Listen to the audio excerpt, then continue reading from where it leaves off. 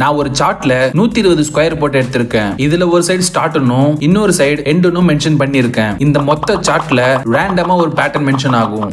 இந்த பேட்டர்ன் மொத்தமா 46 பாக்ஸோட இருக்கும். இந்த சார்ட்ல இருக்க பேட்டர்ன் ஜஸ்ட் டெம்பரவரி தான். இந்த பேட்டர்னை டிட்டோவா A4 ஷீட்ல ப்ளூ பிரிண்ட் மாதிரி ரெடி பண்ணி எடுத்திருக்கேன். இப்ப கேம் என்னன்னா, என் ஃப்ரெண்டுக்கு மொத்தம் 3 சான்ஸ். ப்ளூ பிரிண்ட் அவன் கிட்ட கொடுத்து நல்லா ஒரு டைம் பார்க்க சொல்லி அதை திரும்ப வாங்கினதுக்கு அப்புறம் அவன் கிட்ட 10 ரூபாய் காயினை கொடுத்து ரெடி ஸ்டார்ட். இப்ப கேம் என்னன்னா, நான் கொடுத்த காயினை ப்ளூ பிரிண்ட்ல பார்த்த பேட்டர்ன் மாதிரி சார்ட்ல வைக்கணும். காயினை சரியா வச்சா கேம் கண்டினியூ ஆகும். இன் கேஸ் ஒரு காயினை தப்பா வச்சாலும் கேம் அதோட க்ளோஸ். காயினை சரியா தான் வைக்கிறானான்னு காட்ட ஒவ்வொரு காயின் வச்சதுக்கு அப்புறம் பேட்டர்னை ஷோ ஆஃப் பண்ணுவேன். ஏன்னா அப்பதான் இன்ட்ரெஸ்டிங்கா இருக்கும்.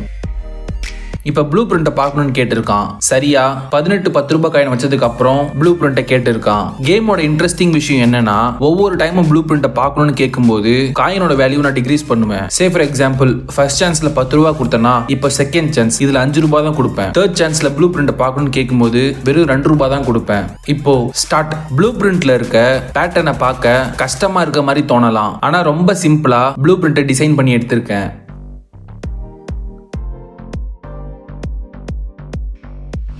இப்ப ப்ளூ பிரிண்ட்டை பார்க்கணுமா? 15 5 ரூபாய் காயினை சரியா வச்சதுக்கு அப்புறம் ப்ளூ பிரிண்ட்டை கேட்டிருக்கான். இது ஃபைனல் ரவுண்ட். இதுல 2 ரூபாய் காயின் தான் வைக்கணும். Ready start.